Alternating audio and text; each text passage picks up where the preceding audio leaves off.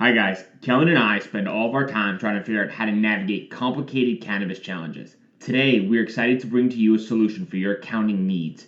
Navigating 280E, keeping clean books, and providing financial and accounting advice is a massive headache for so many businesses. End to End is a team of CPAs with backgrounds from the big public firms that specialize in the cannabis industry.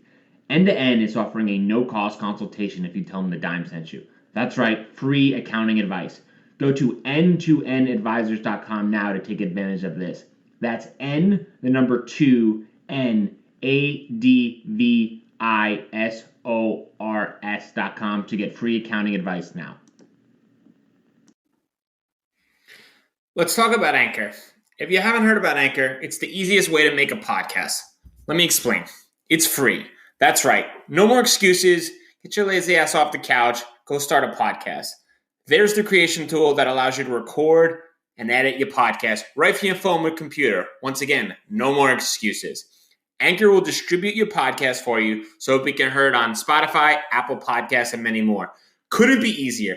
Even better, you can make money from your podcast with no minimum listenership. That's right. They're paying us for this ad. Thank you very much, Anchor. Download the free Anchor app or go to anchor.fm to get started now. This is The Dime, a 10-minute dive into the cannabis and hemp industry through trends, insights, predictions, and tangents. What's up, guys? This is The Dime. As always, this gives you the business and science perspectives of everything cannabis in today's market. Today, we're talking about Terp Time. As of 2020, there have been over 100 cannabis-derived terpenes identified in published journals.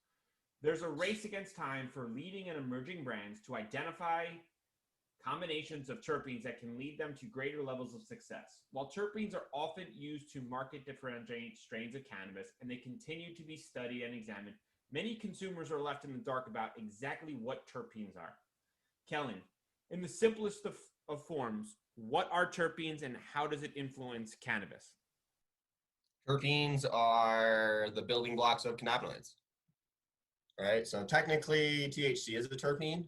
A lot of people don't know that. It's a sesquiterpene, right? The terpenes that we're referring to now are like monoterpenes, so they're just smaller versions of cannabinoids, I guess, for lack of a better description. How they affect the cannabis is this is where different strains come in, right? So different combinations of the strains result in, or different combinations of the terpenes result in different strains.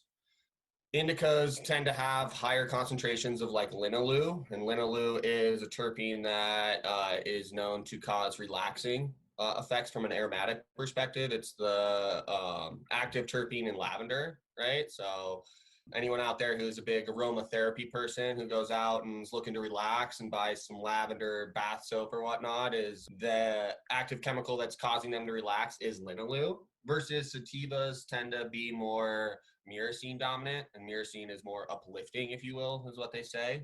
So the terpenes tend to dictate the effect of the cannabis, if you will, from uplifting versus like a sleepy time kind of cannabis, right? And this is where the whole entourage effect has come into play from a cannabis perspective.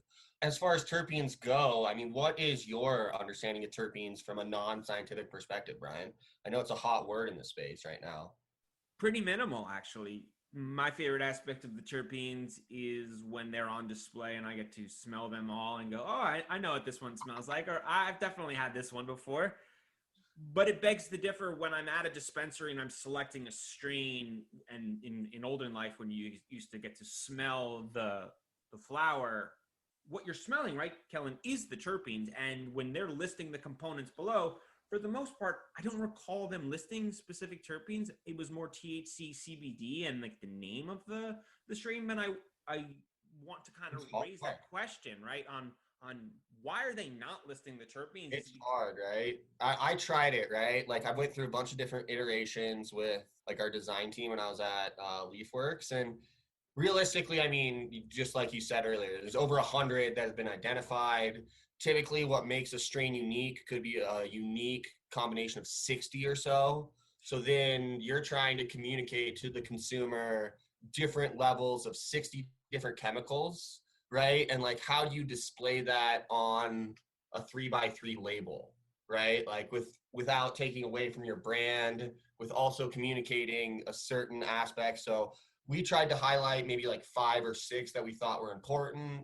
It just became really, really challenging to educate consumers, if you will, through our labels while making it still a clean and attractive looking product from for the masses, right? Like when you get a label that's just like super crowded and trying to like abide by all of the state regulatory logos that have to go on there and all these other things, it just gets so crowded, and it's really, really hard to communicate that information to the consumer. Versus like potency, that is required by the state. So those labels are printed off and like literally are part of the certification aspect of the product. So it's just really, really hard to, and I've seen maybe a couple different variations where individuals have used like pamphlets, if you will. So like you get your product and you pull out a little piece of paper, but like the open rate, if you will, of that piece of paper cannot be high, right? I mean, how would you, from a marketing perspective, how would you try to market something as challenging as that? Because there is a bunch of different chemicals that you're trying to communicate to the consumer that are present. You can't.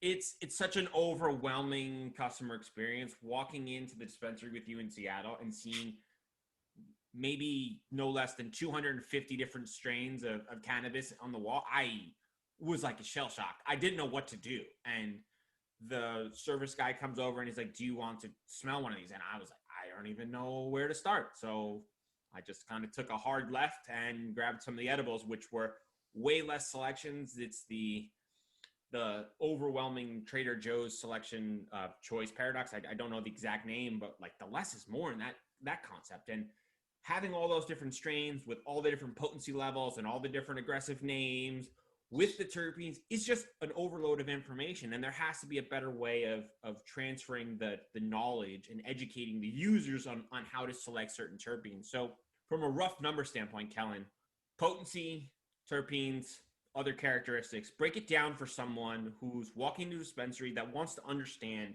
if they were going to start the journey of understanding which aspects influence which strains they like the most. Give them a rough understanding from a numerical sense on how you would just estimate the differences. To be continued. Hi, y'all. I'm Jo, host of Casually Baked, the podcast. If you're curious to explore the highly responsible side of cannabis, farming, and legalization, I'm here to help lighten the stigma and build your canna confidence. Download episodes now of Casually Baked, the podcast, wherever you listen to podcasts. And journey with me through the evolving cannabis culture and discover how and why people like you are adding cannabis to their wellness toolkit. It's time to get casually baked.